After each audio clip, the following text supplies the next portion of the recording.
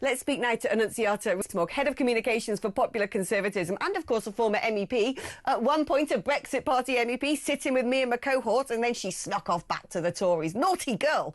Naughty Annunziata.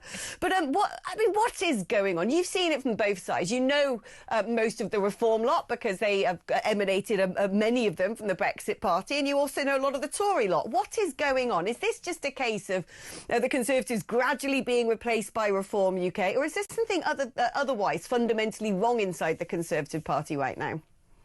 I think the real problem with the Conservatives is they've totally lost their way, that their own membership don't really know what they stand for. The voting public haven't a clue, really. And we get these mixed messages between reshuffles and policy announcements that don't seem to match up. And until they do, how can anyone have faith? But what I think could happen and could turn it around is if there's a very, very strong values-led, principles-led policy platform. And if Kemi has got the guts to come out and keep saying things such as reducing the size of the state and the tax burden on normal taxpayers, like Milei has in Argentina, then there is hope, but it might be the most successful political party in the history of the world, not just the UK, but it doesn't owe anyone, no one owes it blind loyalty. And they've got to prove they're worthy of support. And at the moment, I don't think it's clear enough for most people to do so. I am staying with them. I still think they're the best way of achieving really substantive change, that we all know this country is falling to pieces, and we're, I think, on the whole, all very, very worried. We are, indeed. And it's got to turn round. And I think at the moment they are the best people, best placed to do that, but not unless they know what they're doing, how they're doing it, and crucially, why. So this is the difficulty, I think, that faces the Conservative Party. The difficulty now slightly being faced by Reform, because people on the right wing of politics are saying Reform's gone too soft. Oh, you become centrist, you're now an establishment party, because under our voting system, you have to build cohorts of votes. And certainly the Conservative Party, who were at one stage the broad church, seem to have become the broad church without any, any holy book, if you will. And on one side, they've got to cover off hemorrhaging support to the Liberal Democrats in the Shires mainly, where Ed Davey seems to have managed to scoop up a lot of votes just by, I don't know, bimbling about on a jet ski like the absolute numbskull that he is. But on the other hand, they've got to sort of appeal to some of their voters who are looking at Nigel Farage and saying that's more the sort of politics I want to see happen in this country. And that age-old tug of war that has taken place for a long time now between the two competing factions of the Conservative Party is potentially going to be the thing that hurts them again, because they've got to decide which way to pivot. And that is what happened in the 1970s, when we also had a completely disastrous Labour government that ruined the country financially, but also socially. And you had on the one side the Heathites, who were the Wets, as we began to call them, and they still are within the party. And then you had Thatcher, and Thatcher was prepared to make the lead that you don't gain followers by following them. You gain followers by taking a stance that people can believe in. And that's what we need now. Kemi has been in position for 8 months. She has said she won't have any full policy announcements until later in this Parliament. I think we can expect a report on the ECHR and whether we should leave it in October. This has got to be speeded up. Not necessarily the detail, because that matters less until there is an election and you can say exactly how you will do things. But the principles that Kemi said, for example, which I fully support, we should not have a target of 2050 for net zero. But she's got to say, does she believe in net zero at all, or should it be 2051? that you've got to be bold and you've got to Yeah. take people with you. And I think there's still an opportunity to do that, but it's an ever-diminishing window. Are the right people, the right power brokers behind the scenes, the people who are going to deliver that? Because, you know, I've never really been in the Conservative Party. I think I had a fleeting moment of membership for about 2 months because I had a moment of madness. But I know a lot of people who have been in the Conservative Party and been in the Conservative Party a long time and kind of get these things and understand the factions and the power brokers.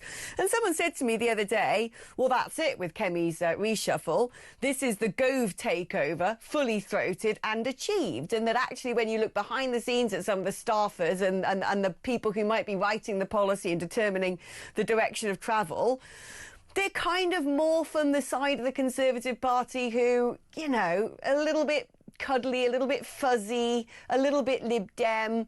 I mean, I don't know if you can shed some light on that. Like I said, I don't know how it works. I think yes and no. I don't think it was a clear directional reshuffle, and I would have personally wanted a much stronger showing for the proper Tories within the party. But there were some very good moves in there as well. That Neil O'Brien to head up policy at shadow cabinet level, I think is incredibly encouraging because he is not only very sound on what needs to be done, he's incredibly able at how it can be done. And he's been part of Conservative thinking, well, since we were both in our early 20s, and we're not anymore. But he's got a very good mind, and I think he will grip that very well and sensibly. But the leader needs to lead with a vision. And at the moment, I don't know that we've got that. I think Kemi knows what she stands for, but she hasn't articulated it to the rest of the country. We need to see more of her, and we need to know why she's doing what she's doing. Is there an argument to say that, you know, it's all a bit too late now? That some people say better late than never, but actually, you know, it's a bit like when you walk past a shop. You look at the window. If you like the wares they're selling, you go through the door. If you don't, the likelihood is you're not going to bother thinking, oh, I'm going to go down that street because I like that shop. You're going to be going to the big shiny one up there that's got the half-price sale and the bog-off offers. And that Kemi has sort of like blown her chance because, you know, she needed to come out of the box strong and she didn't. And so she's kind of made her bed. Well, I think the Conservative Party is pretty well known for not being unwilling to defenestrate its leaders.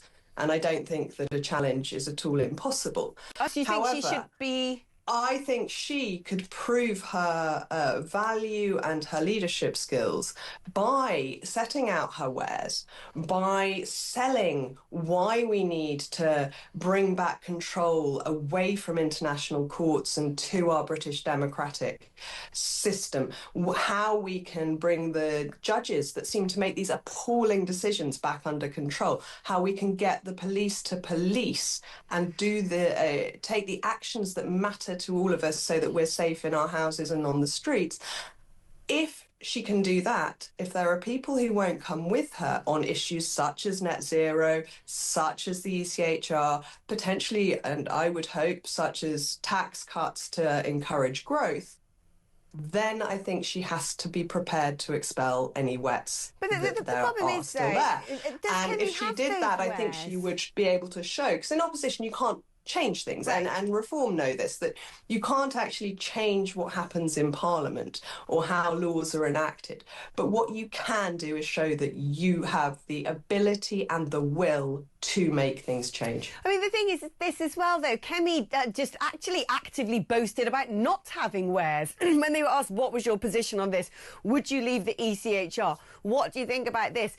She sort of said, I've only just come into power. I want to find my feet. I want to settle down. I want to make up my mind. I'm going to come up with policy as and when.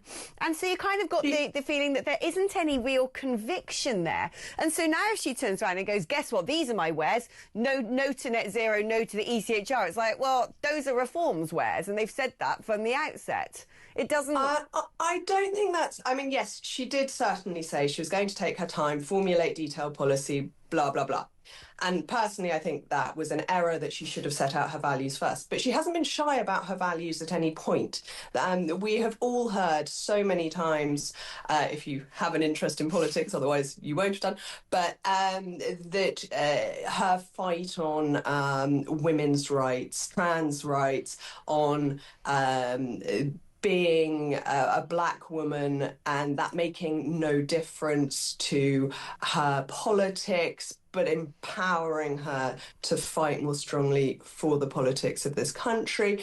That growing up in Nigeria, she saw what socialism did and how absolutely appalling it was for their country. And I don't think any of those principles have ever really been in question. Unfortunately, how she's enacted them has been, and she hasn't kept repeating them. And we all need to keep being reminded of what people stand for. Yeah, I mean, she's sort of left the playing field. I haven't seen her knocking about for a while. What's she up to? Well, she's had an absolutely brilliant interview today with one of the broadsheets where she does say that economically she would be looking to Millet and his famous chainsaws to cut the waste in the state, but also to cut the state's role, which is the crucial part of that you can tinker at the edges and get rid of the odd DEI officer. But what you actually need to do is change the role of the state. And I think it's very interesting that she's looking at that and very encouraging. I mean, and would mean that our taxes could come to a level at which we can all, in fact, afford them and afford to still live. She is very much making more and more announcements on actual policies. This review into the ECHR makes it very clear she's completely open to leaving it, regardless of what James Cleverly says, which does make his appointment an unusual and unexpected one. But he can be very sound on other issues. Everyone has their strengths, and if they're not going to pull behind the leader, then either she's got to go or they do. There you go. Brilliant words to end on there. Annunziata Rees-Mogg, Head of Communications for Popular Conservatism.